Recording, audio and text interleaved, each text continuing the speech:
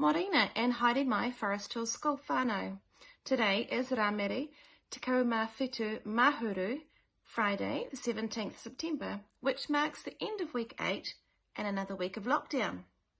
It's been so great seeing everyone's mahi being submitted through to Forest Hills School TV and really cool ideas coming through, so keep them coming. A while back, we asked our school families to send in a recipe from their culture or a recipe that had significance in their families so that they could get published into our school fundraiser cookbook, which was celebrating our upcoming cultural festival at the end of the year.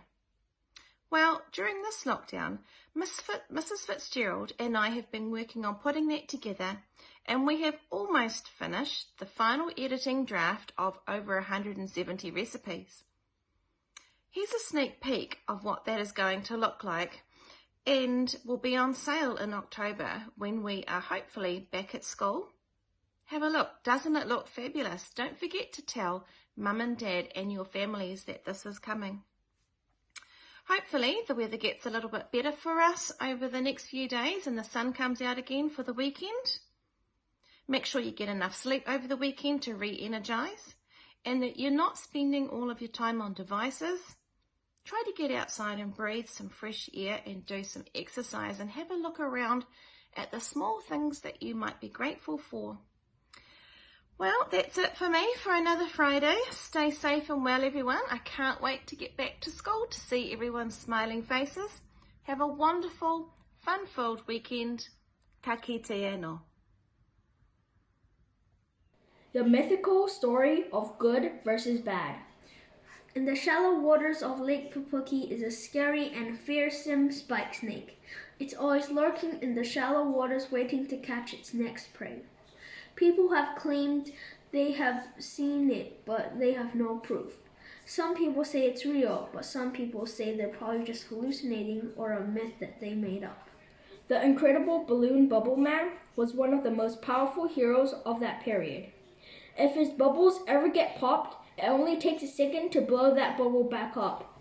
He has super strong muscles, and if you're thinking, well, he's made of bubbles, right? So it wouldn't hurt, right? But actually, his bubbles can be as strong as metal. So if you're so bad that he punches you, it's gonna hurt a lot. One beautiful Sunday morning, Bubble Balloon Man was just casually strolling on the side of Lake Pupuki. Then the hideous spike snake lurks up to him and suddenly jumped out of the water and bit him in the arm with its poisonous fangs and popped it. But it grew back just like this. And it grew back. Then he made his bubbles as hard as metal and Spike Snake's fangs fell right off. But then the Spike Snake used its spike attack and popped every single balloon. Then Bubble Balloon Man dramatically fell to the ground in a sad sound. Then the Spike Snake slithered slowly back in the water. Just as everything couldn't get worse, things got worse. Spike Snake came back and gobbled up Bubble Balloon Man and slithered happily back in the water after his revenge. And just as his tummy felt weird, he blew up and Bubble Balloon Man slowly floated back up to the surface. And if you're thinking, how did Spike Snake get blown up? Well, don't you remember at the start, I told you that if he gets popped, he can blow back up. Well, the snake's tummy wasn't that big, so he popped. And as always, goodies win, so be kind and be helpful like Bubble Balloon Man. And this is Thomas and Owen's Mythical Creature collab. The end.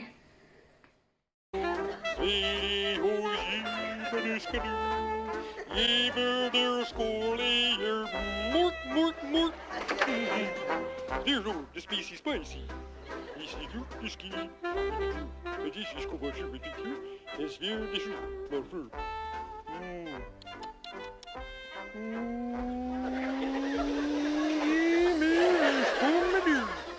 Yes, behold, variation was this.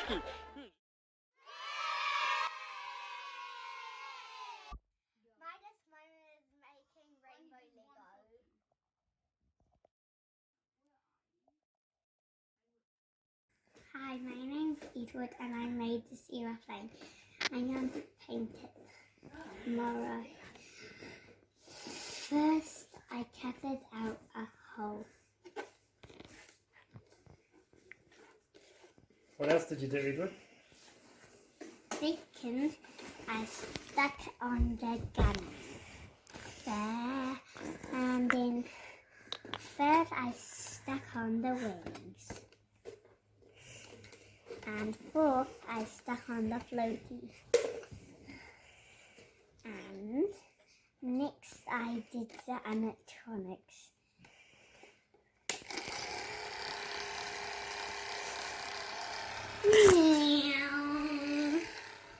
I'm a teacher now and I did do my life. Oh, you thought that was cool. What's this? It's flying!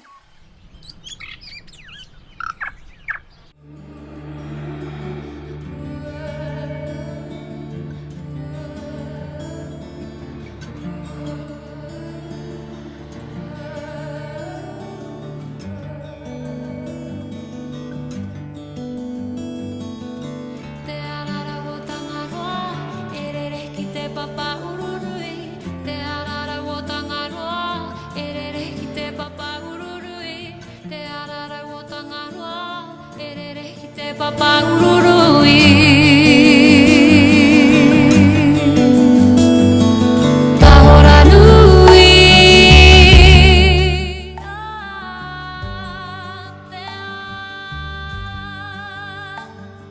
Te manawa o te moana.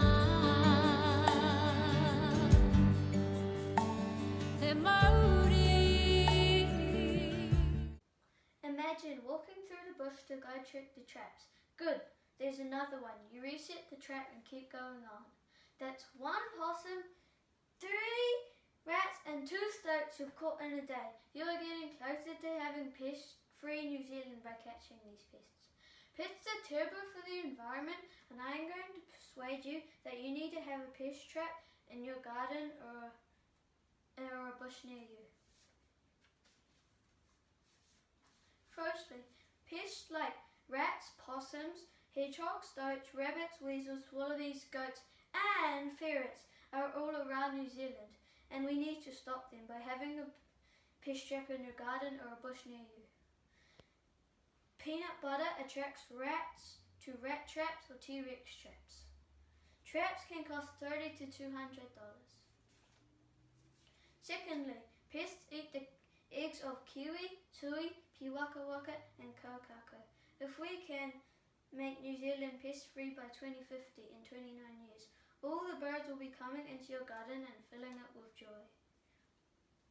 If we can stop the pests, it will help with deforestation because the birds will pollinate the trees and shrubs. Lastly, possums can eat 21,000 tonnes of vegetation every night. That's nearly the weight of the Auckland Sky Tower. That means less food for our native birds. People thought that possums only ate plants, but in 1993, people filmed them eating the eggs of and chicks of our endangered kokaka. Because of that, New Zealand has one of the highest extinction rates. There are 164 endangered bird species in New Zealand, and 4 are kiwi, kakapo, take and kia. In conclusion, traps can save our environment in and around New Zealand.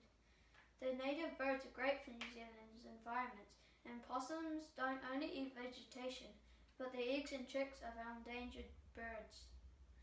Now I hope I have persuaded you that you need to have a pest trap in your garden or a bush near you. Hope you can help. Thank you.